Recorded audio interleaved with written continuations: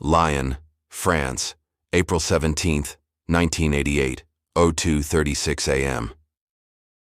The air was thick with diesel fumes and midnight rain. Steel wheels clattered against the soaked rails, echoing through the misty countryside. Inside the Paris-bound express, shadows moved between carriages, quiet, deliberate. But beneath that silence, something deadly was moving.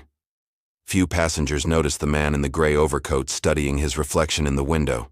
Habib Kazmi, the elusive mastermind of the PLO's European network. He thought he'd slipped beyond Mossad's reach, but on this night, the hunters were already aboard the train. Outside in the darkness beyond the tracks, a radio crackled softly. 3 words cut through the static. Phase Alpha Green. The operation that Israel would later deny had just begun. Few knew that what happened this night would change counterterrorism forever. If you love real-world spy stories, the kind hidden in footnotes and declassified archives, this is one of them. A moving train slicing through the French night, an invisible war between Mossad and the PLO, and a single heartbeat separating hunter from hunted. Stories like this remind us that geopolitics isn't just policy. It's human. Fear, vengeance, and duty colliding in the dark. If you're drawn to these true tales of espionage, like this video, comment your city, and share it so the algorithm knows people still care about history. How far would a nation go to defend itself? Where is the line between survival and morality? These questions haunted the corridors of Tel Aviv's intelligence directorate in the spring of 1988, a time when Europe's calm surface concealed violent undercurrents. For years, Habib Kazmi had been more than a name. He was the architect behind a string of bombings and assassinations targeting Israeli diplomats across Europe. Every intelligence brief ended with the same phrase: Kazmi remains at large. To Mossad, that meant one thing: unfinished business. But beyond vengeance, something deeper stirred. Israel's leaders feared Kazmi's next operation could ignite another Middle East war. Capturing him wasn't just a tactical mission. It was a strategic message to the world. No one, not even a ghost in exile, was beyond reach. The train in France would become more than a scene of pursuit. It was the collision point of ideology, fear, and national memory, the embodiment of the question: when does defense become assassination, and justice become revenge? That question would echo long after the gunfire faded into the European night. The 1980s were a decade of paranoia and proxy wars. The Cold War's shadow stretched from the White House to the Kremlin, and every explosion, every defection, was another chess move in a game that spanned continents. Intelligence agencies became the real battlegrounds, silent, ruthless, and unacknowledged. In the Middle East, the Lebanon War and the Iran-Iraq conflict had turned the region into a furnace. Palestinian factions splintered, some chasing diplomacy, others revenge. Europe, with its open borders and sympathetic networks, became their playground, a stage where ideology and blood intermingled. France, with its complex ties to Arab states and history of colonial entanglements, found itself uncomfortably caught between East and West, terror and diplomacy. French intelligence was wary of Israeli operations on its soil, but Mossad had long since learned that permission was optional when lives were at stake. Globally, Israel faced growing isolation. The Intifada had ignited in Gaza and the West Bank, cameras capturing stones versus rifles. Western media began to question Israel's moral high ground. Inside Mossad, that pressure hardened resolve. If diplomacy faltered, covert action would speak louder. Kazmi's name surfaced repeatedly in intercepted communications. He wasn't just a fugitive, he was a symbol of ongoing defiance. To eliminate him would mean more than revenge. It would rewrite the balance of deterrence. But in the fog of the Cold War, even justice risked becoming another covert exchange of power. And so, from Washington to Damascus, from Paris to Tel Aviv, whispers grew of a secret hunt, one that would unfold not in deserts or war zones, but on a French train gliding through the night, carrying history toward its next collision. Behind every covert mission lies a web of ambition, fear, and belief. The hunt for Habib Kazmi wasn't just about eliminating a terrorist, it was about the personal ghosts that haunted those sent to find him. For Mossad, the mission carried both professional duty and moral burden. Habib Kazmi, born in Beirut's crowded alleys, had risen through the PLO's European networks like smoke through cracks, invisible but everywhere. To his followers, he was a revolutionary scholar, a man who spoke of liberation with poetic fire. To Mossad, he was the architect of blood. Opposite him stood Lyon, a veteran Mossad operative known for precision and silence. He had buried 2 colleagues after Kazmi's Munich cell bombed an Israeli attaché in Rome. To Navon, this wasn't politics. It was a personal reckoning, the long-delayed echo of loss demanding closure. Within Mossad, the operations planning revealed internal tension. Some analysts warned that killing Kazmi on French soil would fracture relations with Paris and expose Israel diplomatically. But others argued that letting him live meant inviting the next embassy bombing. Ideology clashed with pragmatism in every briefing room. Overseeing them was Director Mir Dagan, whose doctrine was simple. The enemy who hides among civilians must fear the shadows. To Dagan, this mission wasn't about revenge. It was about restoring deterrence, proving Israel could reach anyone, anywhere. That belief, unspoken but absolute, guided every move. Each player carried a different vision of justice. For Kazmi, it was liberation through defiance. For Navon, redemption through vengeance. For Dagan, survival through fear. Together, their paths converged toward the same point, a moving train slicing through the French countryside, carrying history toward inevitability. It began with a whisper, a shipping manifest from Marseille that didn't add up. Buried among containers of olive oil was a consignment traced to a shell company long suspected of funding Kazmi's network. Mossad analysts cross-referenced the data, and a pattern started to emerge like a ghost in static. In Tel Aviv's Unit 8200, codebreakers intercepted fragments of encrypted telex traffic between Paris and Tripoli. The messages referenced a traveler and a reunion. Code words familiar from past PLO operations. Someone important was moving through Europe, and the digital trail pulsed faintly toward France. A deep cover informant, codenamed Lark, confirmed it. Kazmi had resurfaced in Lyon under a false Algerian passport. He was planning to board a train heading to Paris to meet an unidentified contact. But Mossad didn't know when. Every surveillance hour was a gamble against time and exposure. Agents embedded in France's Arab community pieced together the rest. A rented apartment, late-night meetings, a courier with diplomatic ties to Syria. The mosaic slowly completed itself. Yet no photo, no phone tap, no visual confirmation. It was a phantom trail stitched together by intuition and fear. Then came the breakthrough. A French ticketing database showed a Mr. Karim Nasser purchasing a first-class seat on the 0220 Lyon-Paris train, the same alias Kazmi had used years before in Vienna. Mossad's Paris station chief radioed a single word to headquarters. Confirmed.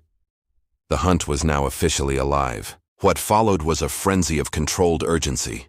Surveillance teams mobilized, diplomatic covers activated, weapons cached along the rail line. It was no longer analysis. It was countdown.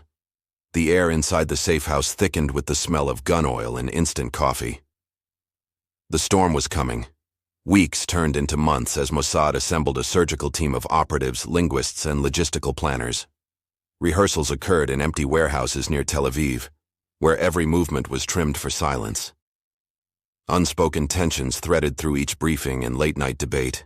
Equipment was chosen for reliability rather than spectacle. Forged passports, covert radios, plane suits, and small day packs. Technical officers tested radios and medical kits. Engineers rehearsed lock manipulation while ethics specialists tracked legal limits and diplomatic exposure with meticulous care. Several French assets were cultivated over clandestine dinners and subtle favors, their loyalty secured by shared histories or quiet incentives. Mossad's Paris station avoided large footprints, favoring local operatives who blended into cafes, bakeries, and train platforms without drawing notice. Disguised teams practiced mimicry, mannerisms, accents, and idiosyncratic cigarettes. Selection focused on cultural fluency more than nationality. An operative could pass as a professor or a traveling businessman within seconds. Scripts were written for cover stories then shredded after memorization. Logistics mapped the train route obsessively, station layouts, carriage types, crew rotations, and emergency exits cataloged. Instructions forbade procedural how-to details. Planners discussed timing and movement, without exposing specifics that might instruct or endanger others or compromise diplomatic relations abroad. Medical protocols were strict. Field medics trained for non-lethal stabilization and rapid extraction to avoid preventable deaths. Plans emphasized capture over kill, though contingency rules allowed lethal force if operatives or civilians faced imminent threats beyond mitigation and legal review. Contingency teams rehearsed extraction by road and rail. Safe houses were rented in remote villages and urban apartments alike.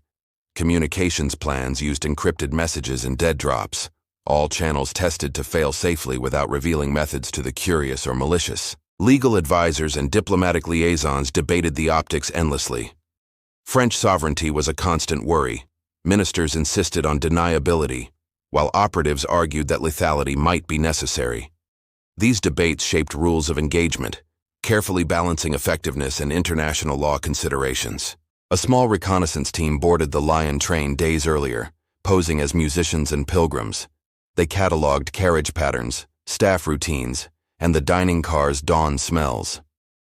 Mundane details later became the scaffolding upon which the operation would rest securely. Training stressed restraint. An operative's first goal was intelligence and capture, not headline-making violence. Mock sessions simulated civilian presence, screaming children, and stray animals to ensure split-second decisions avoided unnecessary casualties while preserving mission integrity and legal authorization when possible. Communication protocols included fallbacks, face-to-face signals at stations, coded newspaper classifieds, and embassy couriers for authenticated messages. Radios were reserved for emergencies. Most coordination occurred through human contact to minimize electronic footprints and foreign interception while preserving plausible deniability consistently. On the eve of action, operatives rehearsed silence in the dark, breathing coordinated and watching clocks. Final briefings emphasized discretion, legal constraints, and the hope for capture. Then they packed passports, folded lies into their pockets, and boarded the night. 03:14 a.m. A soft cough of brakes, a muted announcement swallowed by rain. In carriage 7, the world narrowed to breaths and the whisper of fabric. An operative checked a reflection one last time, tasted metal on his tongue, and listened for a signal that never came. At 3:17 a.m., Habib Kazmi adjusted his scarf and readjusted his seat, unaware of the eyes that tracked his shuttered movements. He scanned faces like a man reading tides, seeking comfort, measuring danger. Across the aisle, a child dreamed. The mundane carried the night's terrible currency. Across town, in a flat near the station, a Mossad controller watched a live feed and felt the old adrenaline familiar as loss. He repeated names under his breath, colleagues lost, families scarred, and tried to translate grief into patient, cold discipline. The mission sharpened into a point. The train's dining car smelled of coffee and stale bread. Two operatives pretended to argue about newspapers while their hands formed a hush. Their conversation was noise for the cameras, camouflage for the ears. Each joke was a metronome keeping time with a plan too delicate to name aloud. At 03:29 a.m., the corridor lights dimmed briefly, a scheduled blackout to save energy, and by chance to cloak movement. In the shadowed vestibule, an operative memorized the carriage numbers with an artist's attention, eyes cataloging seams and locks instead of scenery. Silence taught them its own language. A French conductor, used to nocturnal rhythms, passed with a ticket punch and a nod. He noticed nothing but routine. The operatives folded around routine like water around stone. Their timing harmonized with mundane schedules, trains, staff breaks, and the predictable fatigue of overnight travel. A rhythm both banal and lethal. Kazmi's handler in Paris, unsuspecting, thought of tomorrow's meeting and the names he would speak. He did not imagine that his passenger's life was being weighed in another country's throes. The train, a vessel of ordinary plans, carried destiny with the same indifferent rhythm as luggage wheels against tiles. At 03:41 a.m., a subtle signal, a cup set down at a precise angle, was relayed across eyes and gestures. Operatives shifted. No loud orders, only encoded motions. A sleeve tug, a cough, the closing of a book. Minute changes accumulated like snowfall, building an invisible avalanche. From a corridor vantage, an operative felt Kazmi's profile tilt. The man moved with practiced caution, ever the survivor.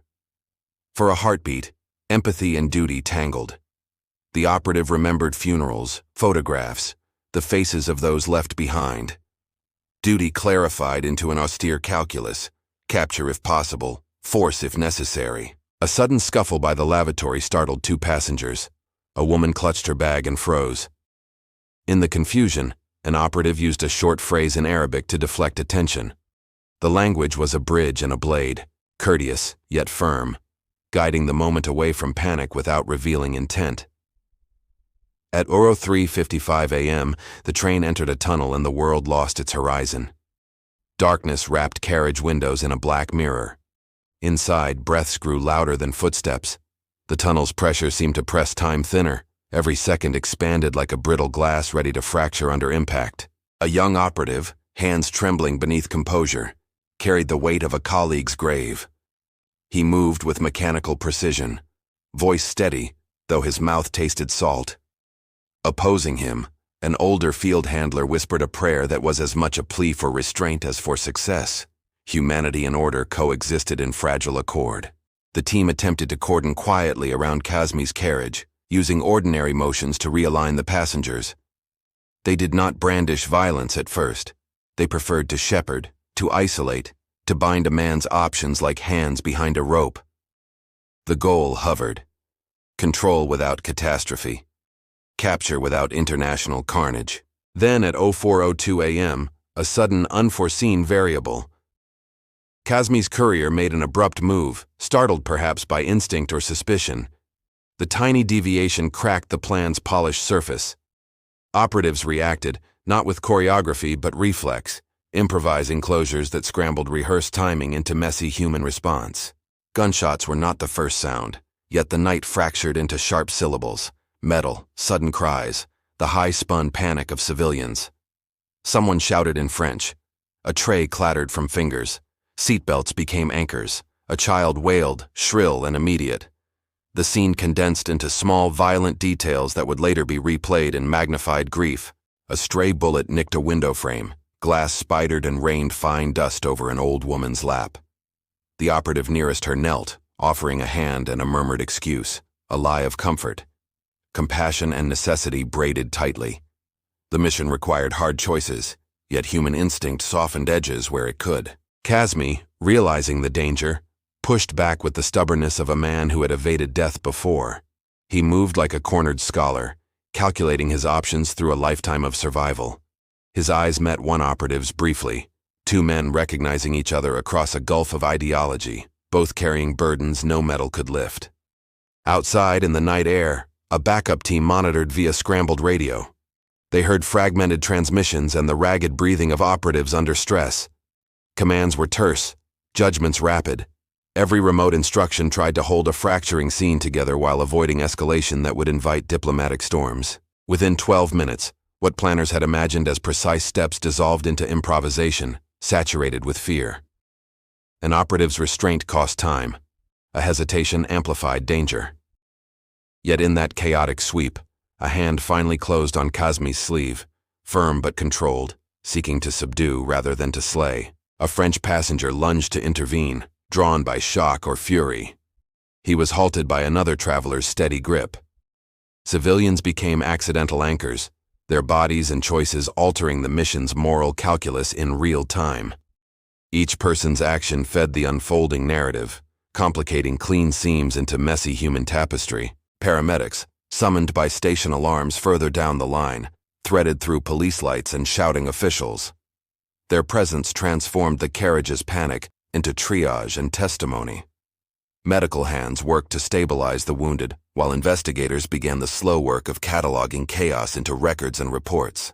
By 04:26 a.m., trainside lights revealed the aftermath: a scattering of personal items, a torn coat, a child clutching a teddy with wide, bloodshot eyes.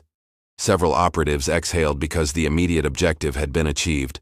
Others murmured apologies into the dark, aware that their actions would be parsed into history's harsher lexicon. In a small compartment, Kazmi's hands were bound with practiced efficiency. He stared not with surprise, but with a weary acceptance that had tempered his life. When asked aloud why he had continued his path of violence, his answer was a soft, steady declamation of belief, unrepentant, rationalized, human, a confession and a challenge. The team exfiltrated quietly as police sealed platforms and officials whispered to ambassadors. Their faces held a mixture of relief and strain, success haunted by the cost. Operatives knew that operational victory would ripple outward into diplomatic maelstroms they could not control, nor should they pretend to. Minutes stretched into hours as interrogations, statements, and initial press leaks began their messy work. Reporters at the station whispered of foreign agents and terrorist arrests. Governments traded terse notifications and withheld condemnations wrapped in procedural caution. The night's events surrendered to the daylight's political currency. Later, in debrief rooms and silent cars, operatives replayed moments into the small hours, learning what improvisation had demanded and where planning had failed. They counted every civilian scream and tactical pause, measuring success not by capture alone, but by collateral memory, the faces they'd seen and could never unsee. At dawn, the train limped on toward Paris with its human cargo of fear and fatigue. Some passengers slept fitfully. Others stared at their hands like people who had been given new lives without asking for them. History that morning had moved through ordinary veins and left permanent scars beneath ordinary skin. The central event closed not with a triumphant fanfare, but with a series of quiet ramifications. Statements drafted in embassies, curt phone calls between intelligence chiefs, and the first lines of legal debates that would stretch for years. The night's intensity dispersed into bureaucratic daylight where meaning often becomes muddled. And beneath the public statements and classified cables, a simpler truth remained. In 12 minutes of fevered action, human lives intersected with state imperatives, producing consequences no plan could fully anticipate. The train had been a crucible where duty, fear, ideology, and mercy collided, reshaping more than one lifetime. By sunrise, the Lyon-Paris incident had become an international thunderclap. French media broke the story first. Gunfire on night train, terror suspect arrested. Within hours, embassies buzzed with calls, cables, and damage control. France demanded answers. Israel offered only silence.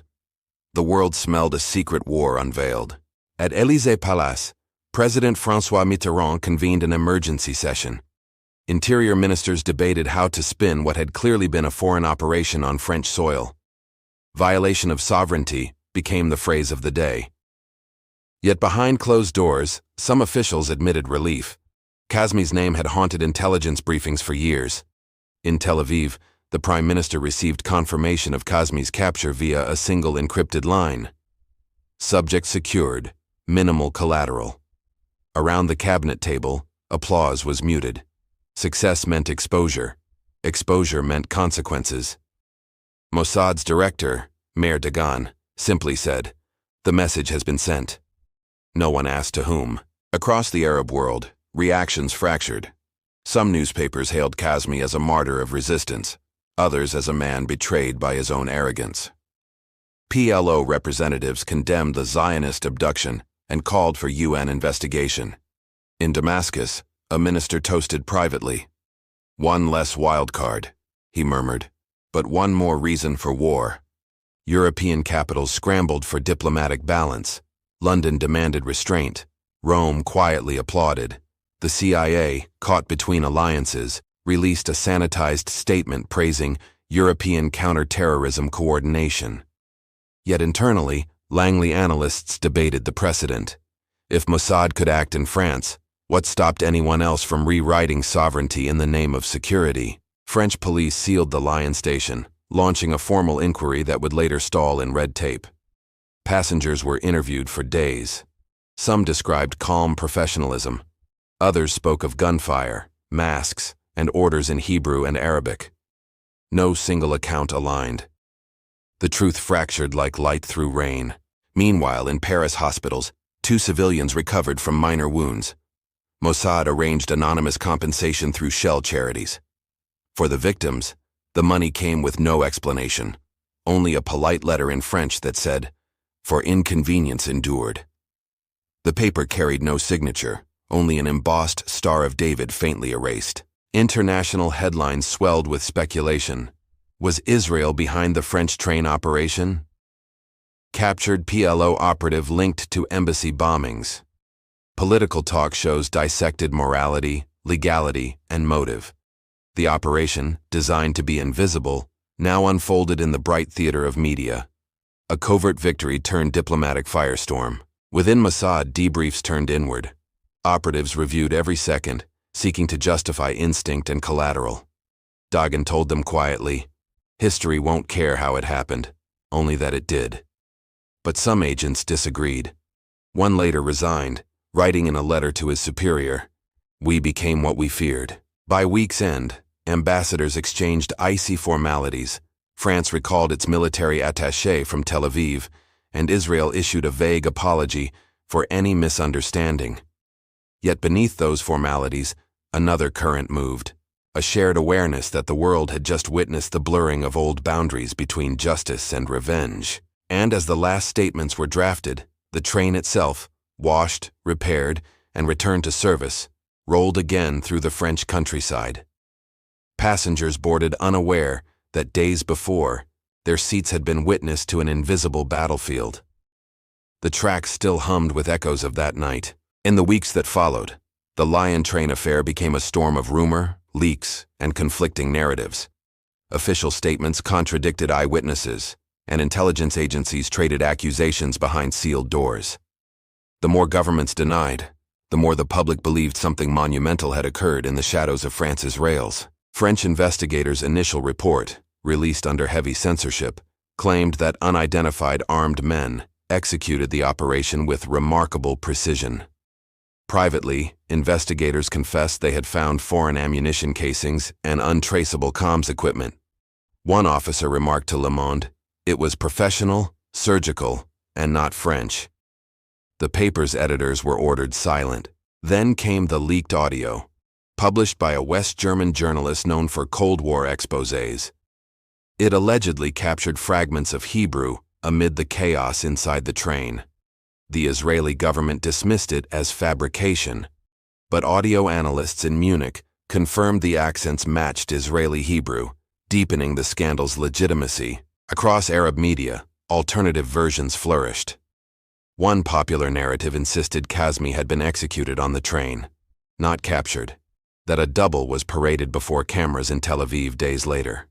Grainy photographs of the arrested man, compared with earlier images, fueled endless debates about mismatched scars and facial features. A Syrian defector later claimed in interviews that French intelligence had quietly cooperated, trading silence for intercepted data on Hezbollah operations. Paris denied everything, but a declassified French memo from 1994, uncovered years later, hinted at a mutual understanding to prevent greater harm. It never named Mossad, but the subtext was clear. Meanwhile, Western think tanks argued over the mission's strategic intent. Was Kazmi's capture a deterrent, or a message to PLO sympathizers across Europe? CIA documents declassified in 2011 referenced Operation HARP, believed to be the codename for the event, noting that unacknowledged allies acted decisively to curtail terrorist escalation. Investigative journalists uncovered insurance records for the train, updated just 48 hours before the incident by a Swiss-based company tied to Mossad front networks. The coincidence sparked conspiracy theories of premeditated staging, though official inquiries dismissed it as standard risk coverage for nocturnal routes. The mystery deepened rather than dissolved. Some ex-Mossad officers, decades later, gave contradictory recollections. One claimed Kazmi's interrogation lasted mere hours before a transfer gone wrong. Another insisted he was traded secretly to Jordan in exchange for a peace concession. None of these claims could be verified. All fed the growing myth that truth itself had been compartmentalized. Academics and human rights lawyers entered the debate next. Was the train operation an act of extrajudicial kidnapping, or a legitimate counterterrorism measure under Article 51 of the UN Charter's Self-Defense Clause? The UN Human Rights Commission requested testimony. Israel declined, France abstained, and the file quietly vanished from public record. Over the years, New conspiracies bloomed. That Kazmi had become an informant, that Mossad used him to dismantle rival PLO factions, even that the French government fabricated the entire event to test domestic security responses. Each theory reflected the public's hunger to fill gaps official history refused to explain. By the mid-1990s, the Lyon train operation was no longer just an intelligence file. It was a legend whispered in cafes and classrooms, debated in documentaries, and dramatized in half-truth novels. The more one searched for certainty, the more it slipped into ambiguity. Perhaps that was the truest mark of espionage, victory buried beneath denial. On paper, the Lyon train operation was a success.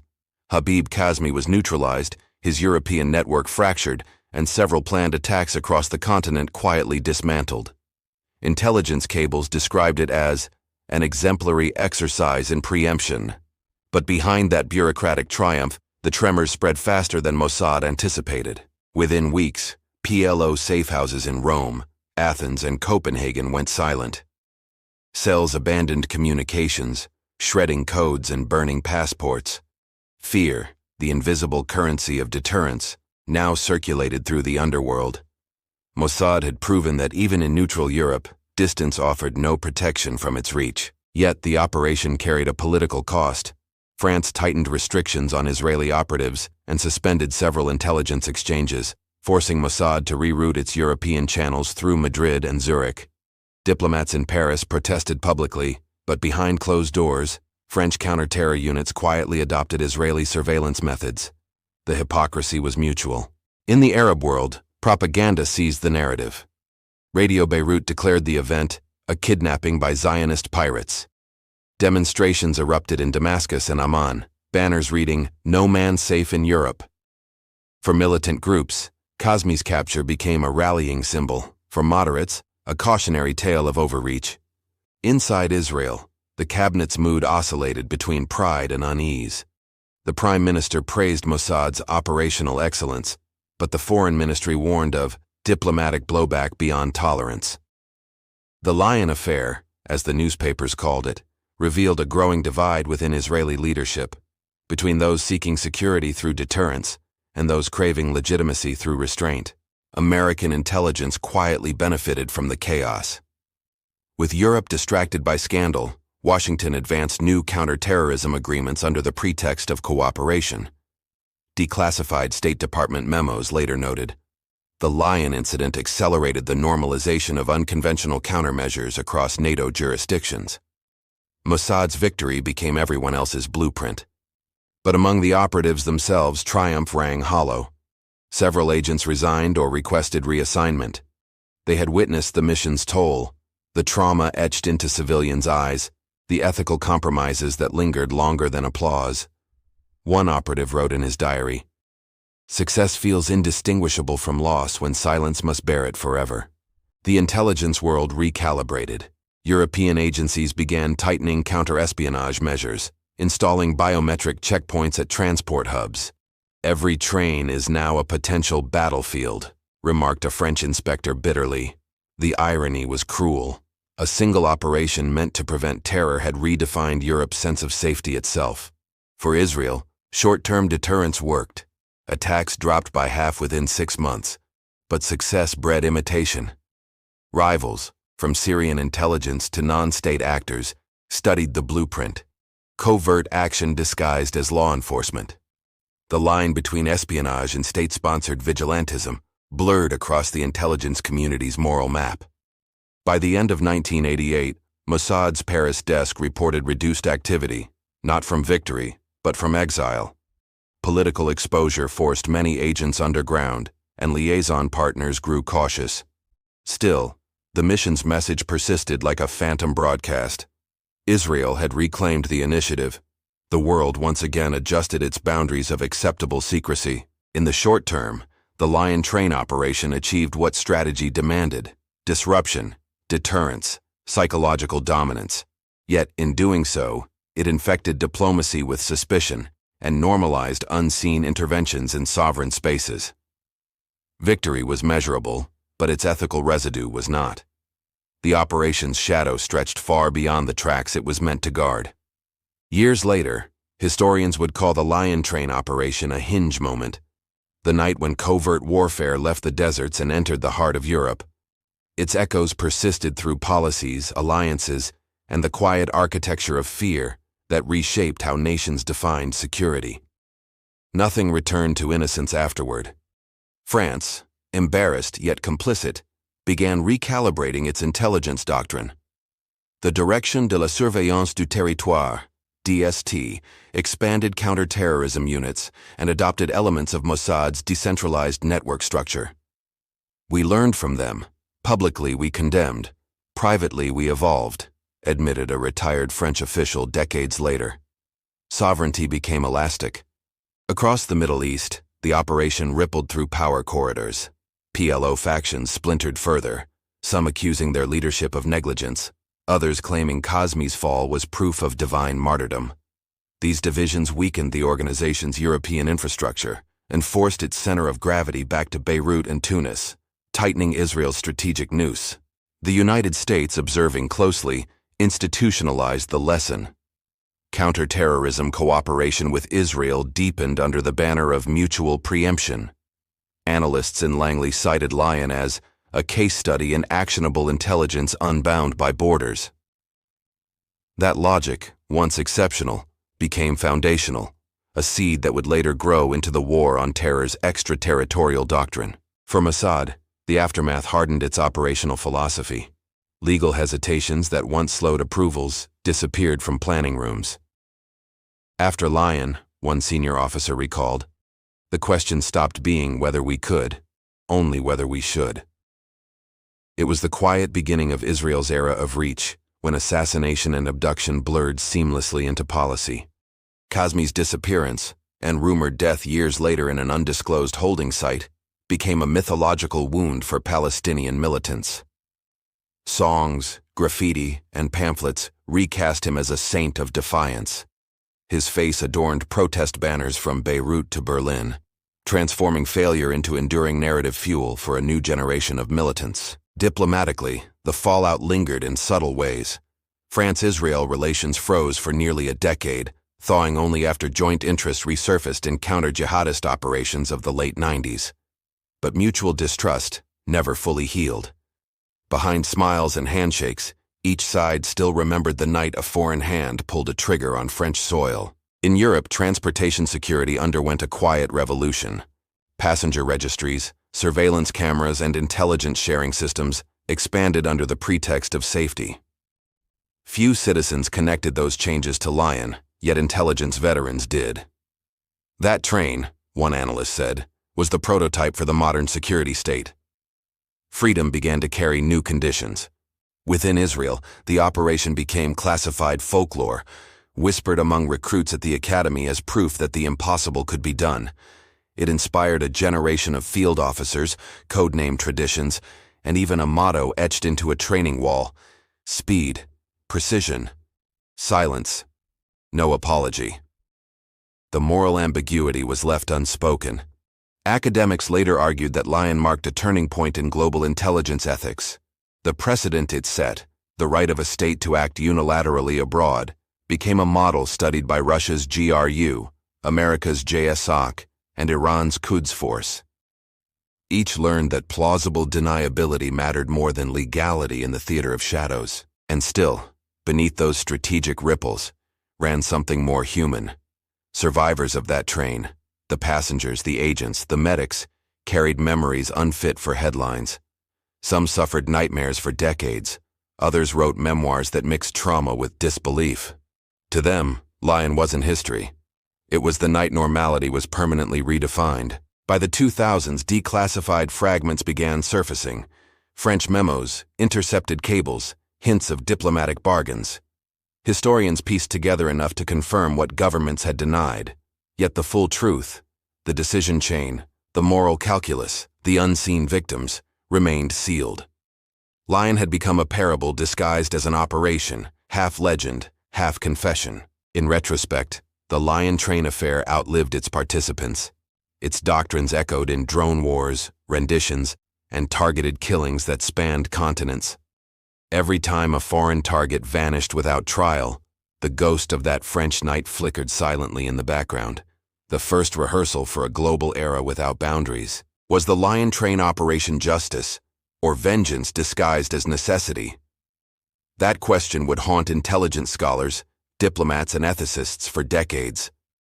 What began as a tactical triumph soon morphed into a philosophical wound that pierced the very notion of state morality in the Shadow War era. Under international law, France's sovereignty had been violated, yet few dared to press the matter in court.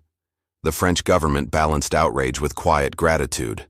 Kazmi's capture had removed a long-standing threat, even if through illicit means. "We condemn what we secretly applaud," one French advisor later confessed. Legal scholars pointed to Article 2.4 of the UN Charter, prohibiting the use of force within another nation's borders, and labeled the operation an extrajudicial kidnapping. Israeli representatives countered with Article 51, invoking the right of self-defense against non-state actors. The debate revealed how law bends under the weight of fear. Human rights organizations demanded transparency. Amnesty International issued a statement calling for disclosure of Kazmi's whereabouts and trial. No such trial ever occurred. "Disappearance is not justice," their report declared. But the document was soon overshadowed by larger crises: Lockerbie, Intifada, Gulf War, history's noise burying accountability. Inside Israel, moral rifts deepened. Some Knesset members warned that state-sanctioned abductions blurred the line between defense and murder. "When the hunter becomes the law," said one, "who protects the law itself?" Others defended the mission as necessary realism in a world unwilling to police terror. The debate split the national conscience. Philosophers later coined the term Lyon paradox, the idea that democratic states may violate their own ethics to preserve the conditions that allow ethics to exist. It became a case study in military academies and law schools, an uncomfortable mirror reflecting modern security's compromise between principle and survival. At the United Nations, attempts to investigate stalled under procedural fog. Member states feared opening precedents that might later indict their own covert actions. "Every nation," one diplomat admitted privately, "has its own lion." Silence became the currency of collective hypocrisy, a pact to forget what all secretly practiced. Religious leaders too weighed in. Rabbis invoked pikuach nefesh, the duty to save lives, as moral justification. Islamic scholars countered that no faith sanctifies assassination. Between scripture and statecraft, the sacred blurred with the strategic. Each side quoted God in the language of intelligence briefings. Ethicists who interviewed surviving operatives found a haunting pattern: rationalization wrapped in regret.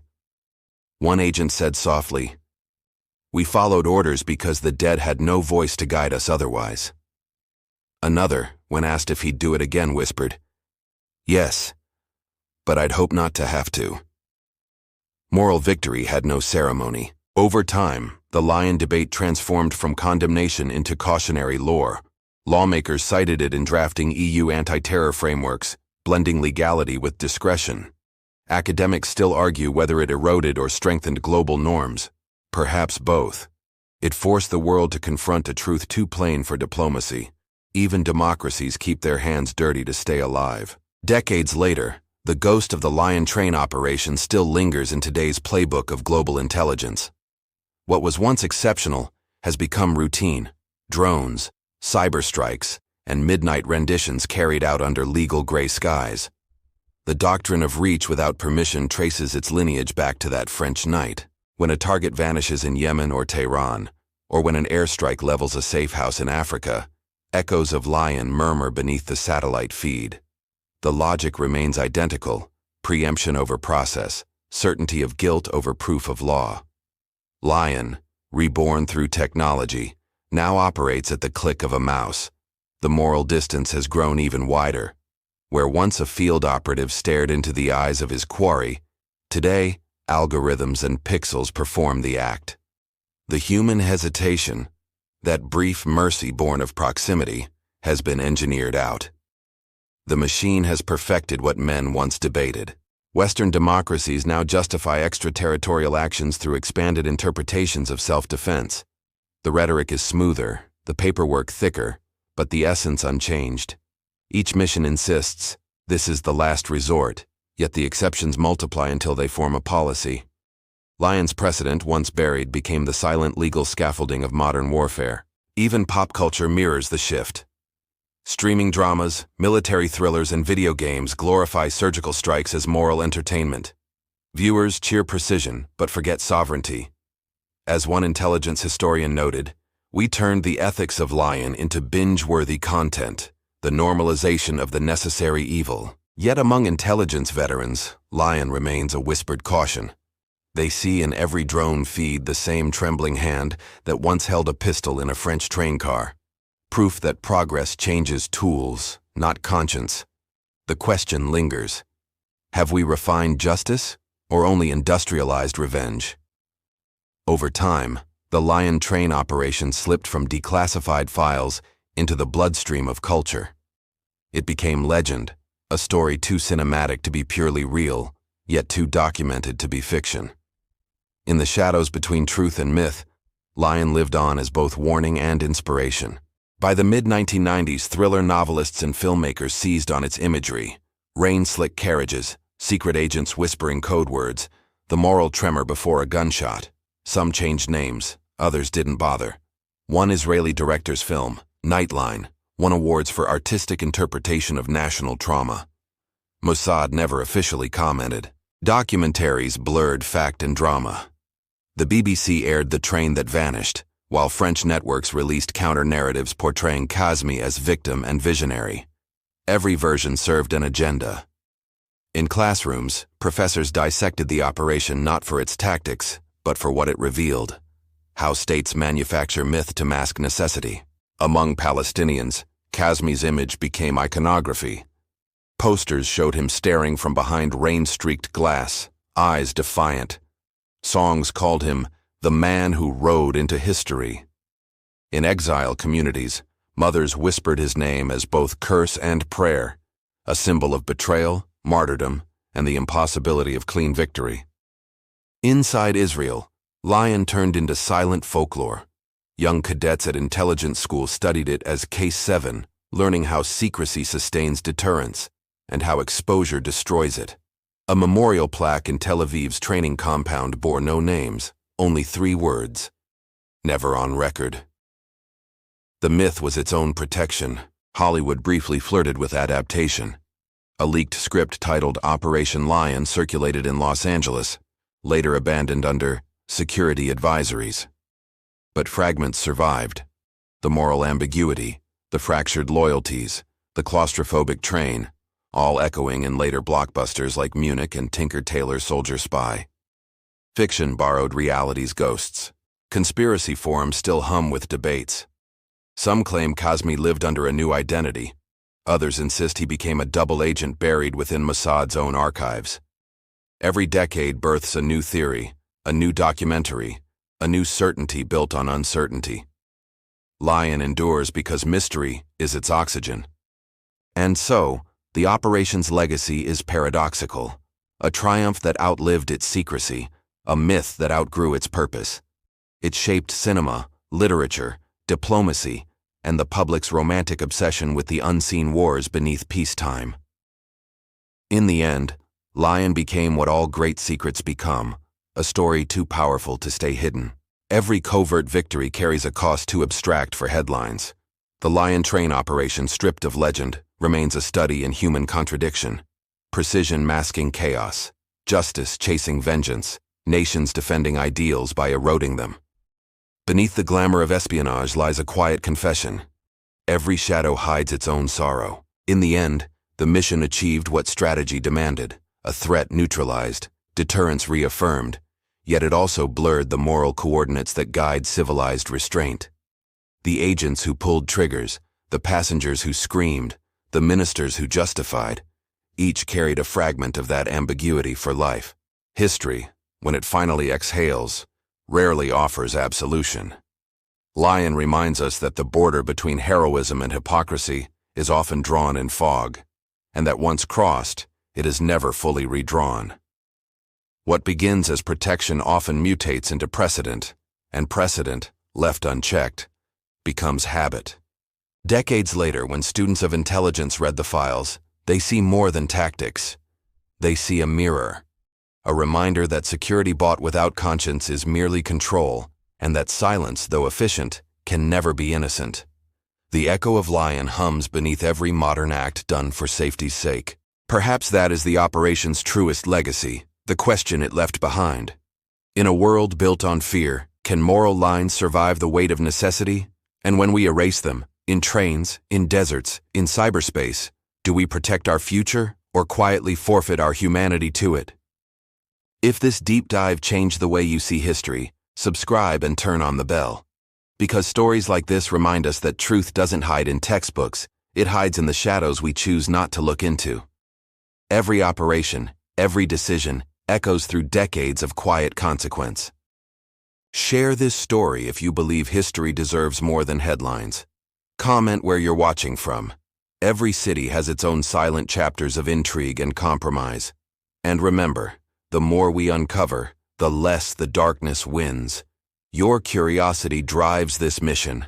Keep it alive.